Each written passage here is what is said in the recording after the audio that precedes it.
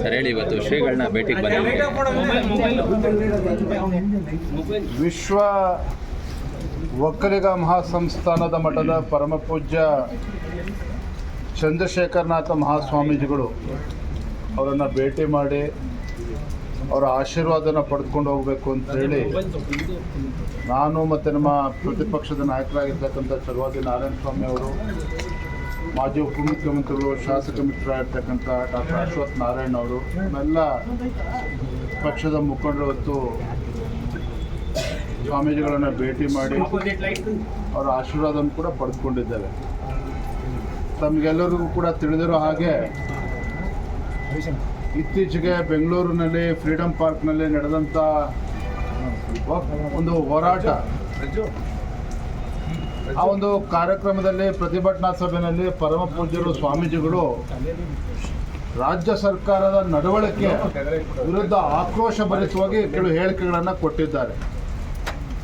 ಆ ಹೇಳಿಕೆ ಬಗ್ಗೆ ಸ್ವಾಮೀಜಿಗಳು ಈಗಾಗಲೇ ಕ್ಷಮೆಯನ್ನು ಕೂಡ ಕೇಳಿದ್ದಾರೆ.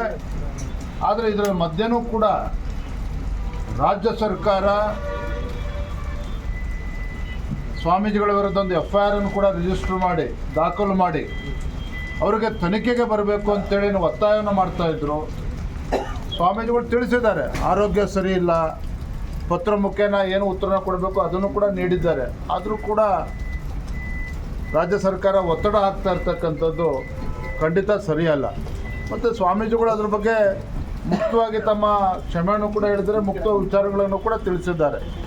ಆದರೆ ಎಲ್ಲೋ ಒಂದು ಕಡೆ ರಾಜ್ಯ ಸರ್ಕಾರ ಏನೋ ವಕ್ಫ್ ವಿಚಾರದಲ್ಲಿ ಇವತ್ತು ರೈತರನ್ನು ಒಕ್ಕಲೆಬ್ಬಿಸ್ತಕ್ಕಂಥದ್ದು, ಮಠಮಾನ್ಯಗಳ ಜಮೀನನ್ನು ಕಿತ್ಕೊಳ್ತಕ್ಕಂಥದ್ದು, ನೋಟಿಸ್ಗಳನ್ನು ಕೊಡುವುದು ಅಧಿಕಾರಿಗಳ ಮುಖೇನ, ಇದು ಎಲ್ಲೋ ಒಂದು ಕಡೆ ಇಡೀ ರಾಜ್ಯಾದ್ಯಂತ ಇವತ್ತು ಉಗ್ರ ಪ್ರತಿಭಟನೆ ಕೂಡ ನಡೀತಾ ಇದೆ. ರೈತರು ಇವತ್ತು ಬೀದಿಗಿಳಿದಿದ್ದಾರೆ. ಅದು ಸಹಜವಾಗಿಯೇ ಸ್ವಾಮೀಜಿಗಳು ಕೂಡ ರೈತರ ಪರವಾಗಿ ಆಕ್ರೋಶ ಭರಿತರಾಗಿ ಮಾತನಾಡಿದ್ದಾರೆ.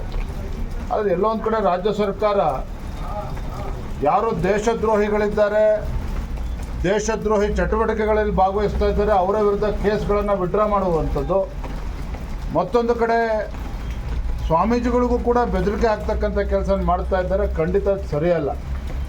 ನಾವು ಸ್ವಾಮೀಜಿಗಳ ಪರವಾಗಿ ಇದ್ದೇವೆ, ಅವರ ಆಶೀರ್ವಾದನ ಕೂಡ ಪಡ್ಕೊಂಡು ಹೋಗಿ ಬಂದಿದ್ದೇವೆ. ಸ್ವಾಮೀಜಿಗಳ ಆಶೀರ್ವಾದ ಪಡ್ಕೊಂಡು ಹೋಗ್ತೇವೆ. ಸರ್, ಯತ್ನಾಳು ಡೆಲ್ಲಿಲಿ ಮಾತಾಡಿದ್ದಾರೆ, ನೋಟಿಸು ಕೊಟ್ಟೇ ಇಲ್ಲ, ಇದೊಂದು ನಕಲಿ ನೋಟಿಸು, ವಿಜೇಂದ್ರ ಅವರೇ ಕ್ರಿಯೇಟ್ ಮಾಡಿರೋ ನೋಟಿಸು ನಾನು ಯತ್ನಾಳ್ ವಿಚಾರವಾಗಿ, ನೋಟಿಸ್ ವಿಚಾರವಾಗಿ ನಾನು ಪದೇ ಮಾತನಾಡೋದಕ್ಕೆ ಹೋಗೋದಿಲ್ಲ. ಅದು ನಕಲಿನೋ ಅಸಲಿನೋ ಬರುವಂಥ ದಿನಗಳು ಗೊತ್ತಾಗ್ತದೆ. ನಾನು ಅದ್ರ ಬಗ್ಗೆ ಇನ್ನೇನು ಹೆಚ್ಚಾಗಿ ಮಾತನಾಡೋದಕ್ಕೆ ಹೋಗೋದಿಲ್ಲ. ಧನ್ಯವಾದ. ನಿಮಗಿಂತ ಸಮಾವೇಶ ಜೋರಾಗಿ ಮಾಡಿ ತೋರಿಸ್ತೀನಿ ಇನ್ನೂ ಮಾತನ್ನ ಹೇಳ್ತಾ ಇದ್ದಾರೆ. ಅವ್ರು ಶುಭ ಆಗಲಿ ಅಂತೇಳಿ ಹಾರೈಸ್ಬೇಕು. Thank you.